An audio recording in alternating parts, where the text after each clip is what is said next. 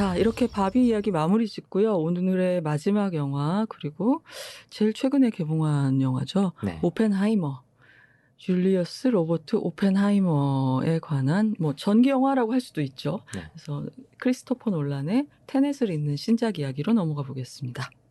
저는 이 영화를 지금 2번 봤는데 밀도가 너무 높다라는 느낌이 들어서 네. 일단은 너무 좋은데 너무 힘들기도 하고 저의 이 영화 다 보고 나서 남는 큰 질문 하나 그거예요. 3시간이잖아요. 네.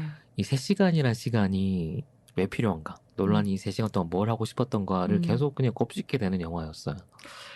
일단 이야기는 이것도 약간 과학 공부 시켜주는 영화처럼 돼서 가기 전에 유튜브들도 굉장히 많이 보시는 것 같고 뭐 앞을 다퉈서 유튜버들이 영상을 만들고 있는 것 같은데 또 여러분들에게 설명을 드려야 되니까 뭐 20세기 가장 위대한 과학자, 물리학자 중에 한 명인 이 오펜하이머의 이야기를 기억하게 만든 사건.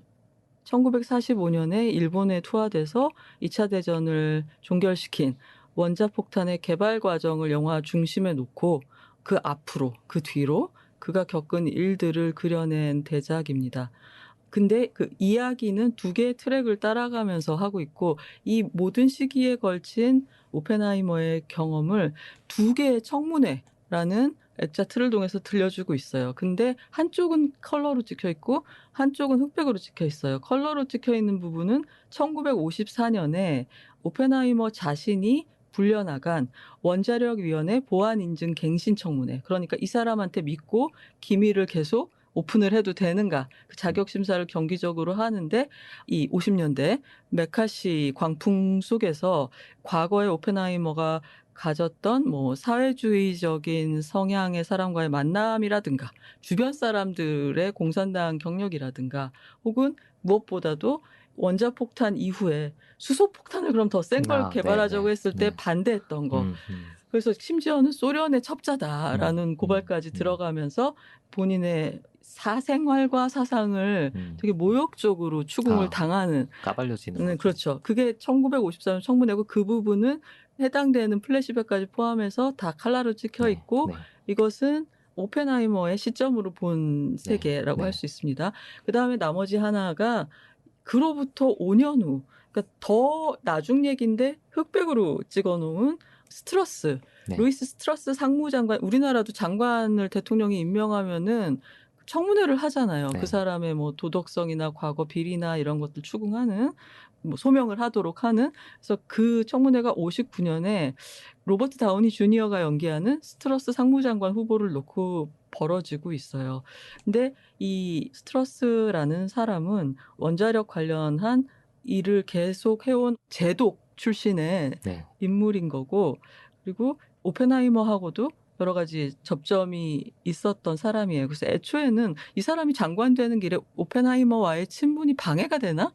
뭐 그런 걸 물어보나? 라는 짐작이 들지만 하는 거죠, 처음에는. 근데 영화가 뒤로 흘러갈수록 오히려 반대 방향의 일들이 그동안에 있었다. 그리고 오펜하이머라는 복잡하고 그리고 무시무시할 정도의 재능과 지성을 가진 사람이 타인들과 만나서 부딪혔을 때 여러 가지 흔적을 남기게 되는데 그중에는 뭔가 수치심이라든가 원한이라든가 천재잖아요. 건방진 천재니까 적이 많죠. 그런 것들도 있을 수 있다.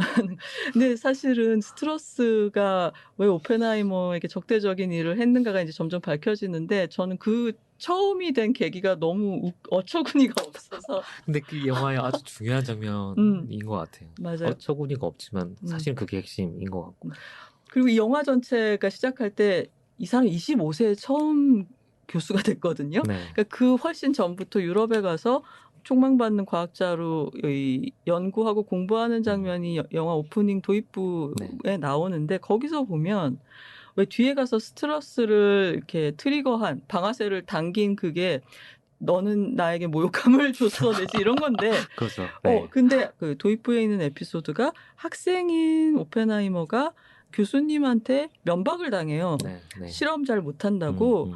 근데 그래서 너 빼고 다 다음 강의 들으러 가 했을 때 오펜하이머가 아오리 사과를 해서 사과에 이제 독을 넣는 거죠. 아니 너무 제 눈을 믿을 수가 없었어요. 근데 거기다가 이제 동물을 주사로 주입하는 건데 이것도 보면은 약간 넌 나에게 모욕감을 줬어와 거기에 따른 비슷하게 안가품이잖아요. 보일 수도 있죠. 근데 훨씬 더 복잡한 사정과 내용이 있는 것 같은데 영화에서는 이제 그렇게까지 처리하지 그렇죠. 않고 원작에 나오는 어떤 에피소드들을 좀 헤쳐 모여서 새로운 일화로 만들어낸 것 같은 그런 장면들이 있어요. 원래 우리가 논란 그러면 고지고대로 스토리텔링을 안 하잖아요. 네, 계속 시간을 왔다 갔다 하거나 그걸 해집거나 맞춰보는 게 사실 영화 끝나고 사람들이 제일 먼저 해야 되는 작업이고 그런데 이번 영화는 굉장히 예외적인 면이 첫째는 그런 구조 게임이 덜해요. 물론 네. 단선적으로 안 하고 지금 말씀드린 것처럼 두 개의 청문회를 갖고 그 내부에서의 플래시백도 갖고 굉장히 이렇게 얘기를 부서뜨려서 흩어놓긴 했는데 그걸 다시 붙이는 데 있어서 뭔가 암호를 풀어야 될 건 하나도 없어요.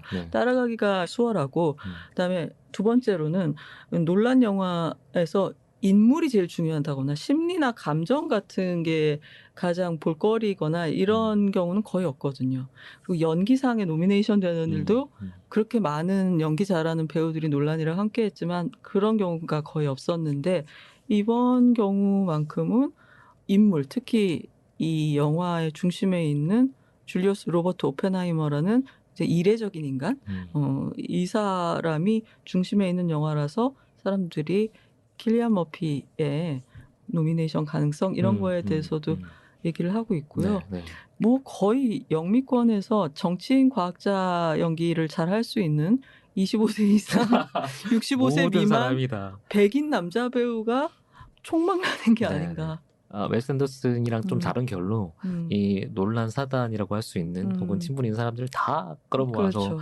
아주 낮은 개런티로 기꺼이 내가 출연하는 초호화 캐스팅이 완성된 거죠, 영화는. 저는 계속 마이클 케인은 어딨어?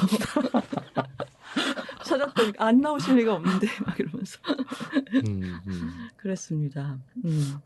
저는 이 영화를 구조 게임이 훨씬 덜하다라고 말씀 주셨지만 그 말에 동의하면서도 한편으로는 훨씬 더 해체적이다. 그러니까 논란이 그전 영화들은 구조 게임을 했다는 건 무슨 말이냐면 구조 게임을 해서 완성된 어떤 하나의 단선적인 플롯이 만들어지는 거예요. 근데 이 영화는 그냥 해체된 상태예요, 계속.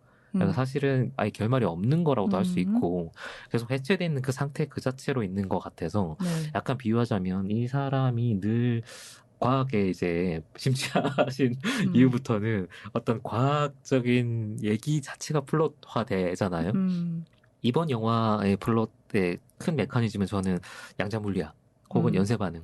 영화로 양자물리학을 했다 이런 얘기인가요? 영화로 양자물리학이 뭐냐면 확률의 세계라고 하고 가장 핵심이 아무도 모른다는 것 같거든요. 문과생의 아주 나이브한 방식으로 바라본다고 하면 양자물리학은 이해하지 못한 뭔가 세계가 존재는 하네. 관측은 되네. 어떻게 되는지 모르겠어. 정도란 말이죠. 그거를 그대로 플롯화 시킨 것 같아요. 그래서 이 영화는 나중에 이제 블랙홀 얘기도 하는데 이 오펜하이머가 블랙홀에 대해서 좀 의미 있는 논문을 썼다고 하더라고요. 별에 대한 얘기들을 하면서. 그래서 블랙홀 자기가 설명하는 대사가 나오잖아요.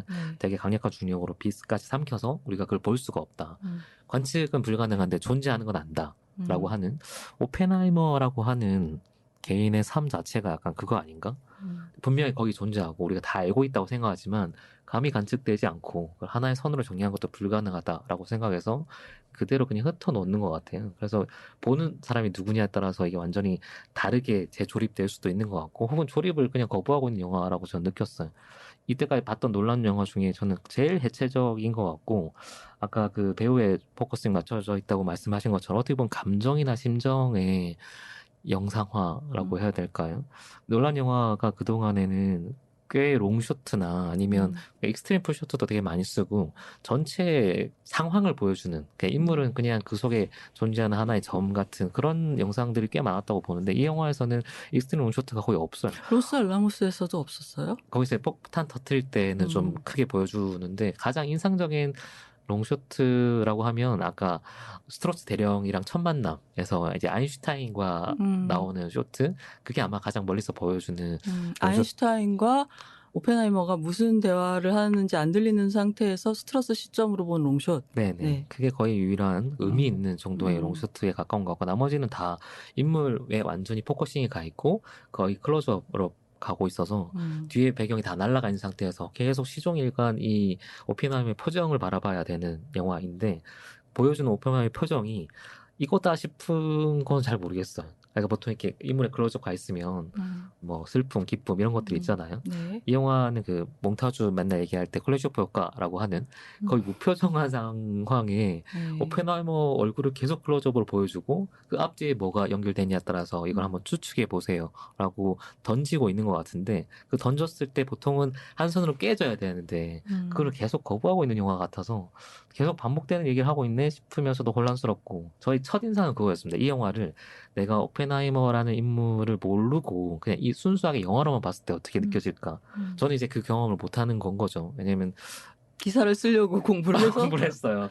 아메리칸 프로젝트도 책도 받고 양자역학이 뭔지도 남들 하는 것처럼 다 공부를 좀 해서 가서 보니까 어떤 느낌을 받았냐면 전체 밑그림을 알잖아요. 그 전체 그림 하에서 어떤 부분이 어떻게 표현됐네? 어떤 반응들을 보여줬네? 여기까지는 보여주고 여기는 생략했네? 그게 보이는 거예요. 네. 근데 그 전체 밑그림은 논란이 준 건 아니죠. 이미 존재하는 것들을 본 거니까. 근데 그게 없는 상태에서 영화 봤으면 도대체 어떻게 보일까가 매우 궁금해졌습니다. 처음 볼 근데 때. 왜 영화로 양자역학을 표현해야 하죠?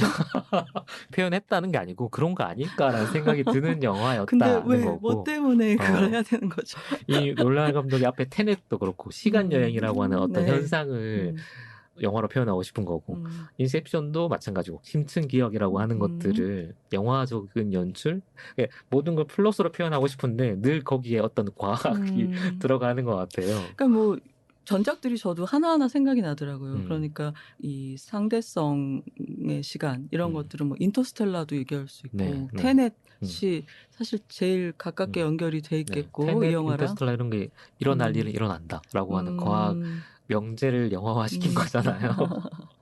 그런가 하면은 굉장히 많은 아이디어들이 명멸을 하는데 영화 안에서 진짜 핵 중성자가 핵을 때려서 연쇄 반응이 일어나듯이 뭔가 많은 아이디어들이 던져졌는데 보고 나면은 굉장히 보수적으로 느껴지는 뭐랄까 왜냐하면 감독은 대체 무슨 얘기를 한 건지를 모르겠으니까 그 점은 다크 나이트 라이즈가 생각이 났어요. 저는 감독의 시선과 보고. 판단이 최대한 많이 빠져 있는 것 같긴 해요. 혹은 많이 안 드러내려고 했던 것 같고 플롯을 치면 아까 말씀하신 것처럼 연쇄 반응의 플롯이에요. 근데 이 연쇄 반응의 플롯의 핵심이 통제 안 된다는 거잖아요. 이 연쇄 반응은 내가 통제할 수는 없거든요. 처음에 쏘아 올릴 수만 있는 거지. 그렇게 해서 일어난 연쇄 반응은 뭔가가 존재하는데 관측되지 않는 상황 분명 뭘 봤는데 내가 본 게 의미가 있는 건지도 모르겠고 그런 상황이 계속 지속되니까 영화가 3시간인데 되게 좀 특이한 저는 체험했던 게 3시간이 그렇게 길게 느껴지지 않는 한편 왜냐하면 감정적으로도 몰입하고 그렇죠. 뭐 전혀 지루하지 않죠. 주인공이 음악이라고 해도 좋을 정도로 음악이 매우 친절하게 이렇게 쭉 따라가게 해주잖아요. 귀 아프지 않았어요. 그게 3시간 동안 하니까 좀 귀가 아프긴 한데 저는 그 왜 굉장히 영화적인 정점이라고 할 수 있는 순간에 확 사운드 아웃이 되잖아요. 저 그 순간 저거 하나를 살리기 위해서 내 귀가 여태까지 후들겨 맞았구나. 그러면서 너무 분했습니다. 시점 음악이라고 하면 오펜하이머라는 사람이 갖고 있는 정신적인 불안감, 압박 이런 것들이 이제 음악으로 표현한 거고 중간에 이제 원작 구조를 몰라도 원작 이해할 수 있다는 거 그대로 빗대서 이제 음악 구조를 몰라도 음악을 그대로 이해할 수 있게끔 만들었고 악보를 못 읽어도 그렇죠. 그게 루드비 고란손이 어떻게 보면 어느 순간부터 한스 짐머 대신에 이제 테넷부터 같이 하고 있는데 한스 짐머는 듄을 하러 갔죠. 지금 21세기의 한스 짐머라고 할 수 있는 사람인 것 같아요. 이 사람이. 그러니까 그 수준은 아직 아니잖아요. 충분히 갈 수 있다고 보고 저는 어떤 면에서는 종종 뛰어넘는다고도 생각해서 그 최근에 제가 봤던 것 중에 남들은 그렇게 재미없다고 했는데 내가 너무 재밌게 봤던 영화 중에 하나가 그 엔리오 더 마이스트로라고 하는 다큐멘터리였거든요. 많이들 보셨던데요? 근데 평은 그냥 무난한 다큐멘터리라고 했는데 저는 이상하게 그 영화 엄청 감동적으로 다가오더라고요. 근데 그 영화에 이제 엔리오가 그 얘기 하거든요. 스코어야말로 현대음악의 완성형이다. 근데 그거를 증명해 준 사람이 저는 루드비 고란손 이번 작품이라고 봐요. 오펜하이머에서. 이 영화의 유일한 잡고 가는 동화주려고 해야 되나. 내가 이거 3시간을 버틸 수 있는 거는 그냥 음악 덕분이었어요. OST 살 거예요? 모르겠어요. 그게 또 스코어의 위대한 점이죠. 남지 않아요. 영화를 지배하는데 영화의 멜로디처럼 뭔가 남거나 훅을 남기지 않는 무언가. 글쎄요. 저는 사실 덩케르크 음악을 좋아하고 한스 짐머가 한 요번 영화 음악은 저는 나왔어요. 너무 때려 맞는 기분이었습니다. 그런데 이건 뭐 각자 다를 수 있으니까 여기서 질문 하나. 기자님은 2번 보셨다 그랬는데 70mm IMAX로 한 번 보신 건가요, 그러면? 아니요, 저 아이맥스로 안 봤어요. 2번 다? 네, 2번 다.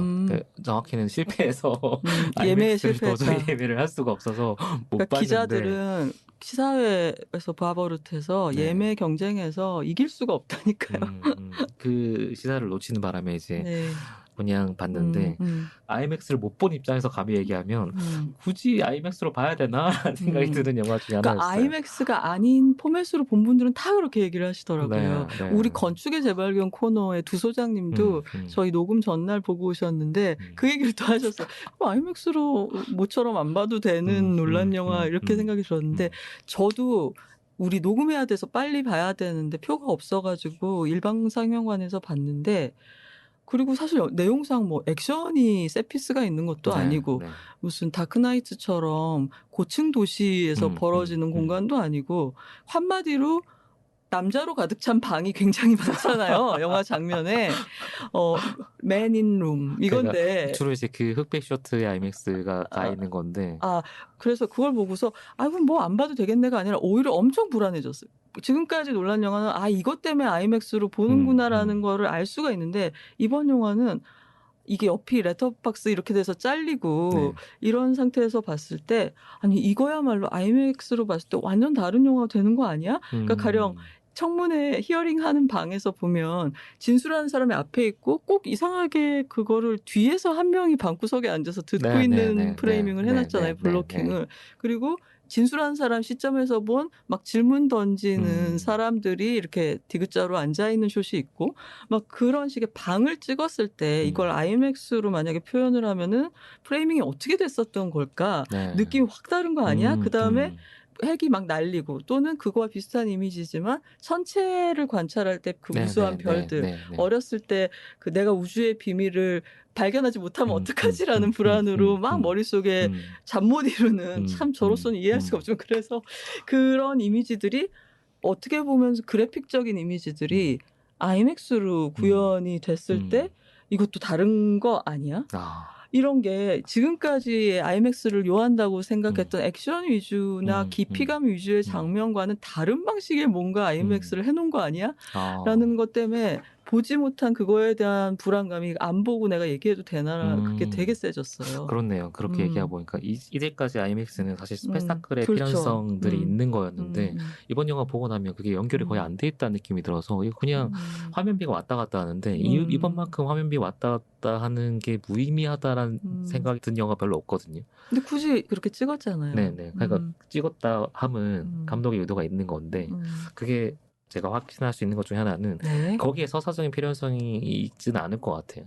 이 영화를 보고 나서 큰 느낌 중에 하나는 다 덩어리 지어져 있어요. 약간 큰 하나의 맥락에 큰 덩어리를 만든 게 아니고 작은 덩어리 여러 개들을 만들고 있는 것 같고 그게 앞뒤 시퀀스들이 연결돼서 그런 덩어리들을 보고 있는 느낌이라 어떻게 보면 단편 영화들 되게 여러 개를 보고 있는 거예요. 근데 그 덩어리 하나하나에서는 막 분석해서 막 어떤 의미들을 가는지를 할 만큼 되게 밀도 있게 정교하게 돼 있는 것 같은데 그 시퀀스를 벗어나는 순간에는 그렇게 딱히 의미 없는 것 같고 정확하게 뭔가 지시하고 있는 이미지들인가 조합인가 그것도 잘 모르겠고 좋은 의미든 나쁜 의미든 영화적인 정보의 밀도가 엄청난데 그게 대사로 표현될 때도 있고 인물의 어떤 프레이밍으로 표현될 때도 있고 다양한 방식이 있어서 그게 분석하는 사람들, 영화를 멈춰놓고 쪼개보는 사람들한테 너무 좋은 그 축제 같은 대만찬 같은 영화인데 우리가 영화를 다 보고 나서 그런 식으로 영화를 소화하나 받아들이나 생각해보면 잘 모르겠는 거죠. 그걸 다 엮어서 하나의 스토리라는 덩어리를 보통 만들어내잖아요. 그게 영화적인 디제시스든 뭐든 그 세계를 만들어야 되는데 이 영화는 그 바깥에 나가버린 영화라고 좀 느껴졌어요.